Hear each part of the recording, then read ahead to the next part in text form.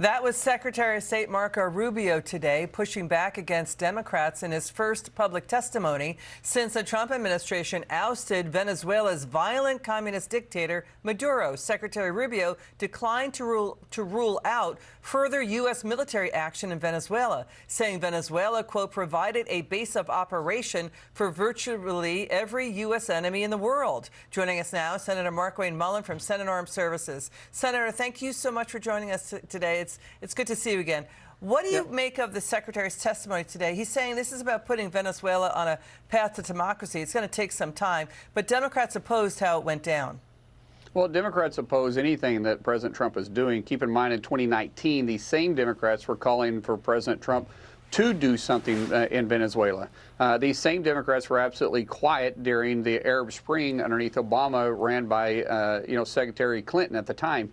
The truth is that the president has a duty to protect the American people and this hemisphere, and he's doing exactly that. Secretary Rubio, by the way, every one of these senators is asking these questions. They've been in classified briefings. They know the actual threat that was happening in Venezuela. These same questions were not done in a skiff because they were provided information. This is more for showboating for their base. That's what Cory Booker was doing. That's what Tim Kaine was doing. That's what Chris was doing. All of them were showboating today, because if they were actually talking about true national security risks, they could not argue with Secretary Rubio's approach. The president made a very bold and tough decision on removing a dictator that's been holding really the Venezuela people and their resources hostage, and allowing our adversaries to operate openly in our northern hemisphere, and allowing the cartels to ship and poison tens of thousands of individuals on our streets, and so we should be commending him. Can I say one more thing, Liz, too?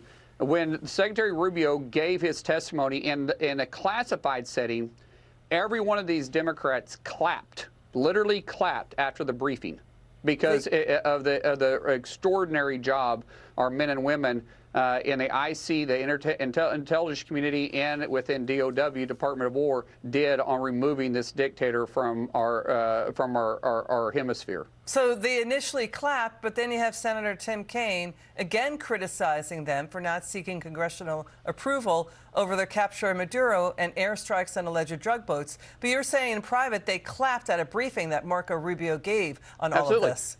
Liz, that's absolutely what happened. And by the way, the president didn't have to seek a congressional approval, because this wasn't an act of war. This was law enforcement that President Trump had directed the DOW, Department of War, to assist law enforcement in. Remember, this was an indicted dictator. He was an indicted narco trafficker that was indicted 5 years ago, and the Biden administration put the largest bounty ever on an individual to remove him.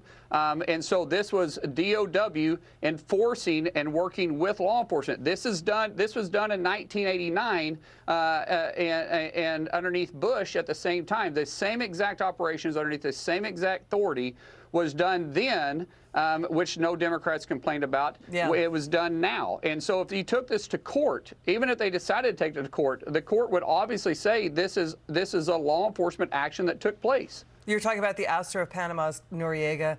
That's and also, right. you know, in 2011, Obama's ouster of Libya's Muammar Gaddafi. Senator Markwayne Mullin, thank you so much.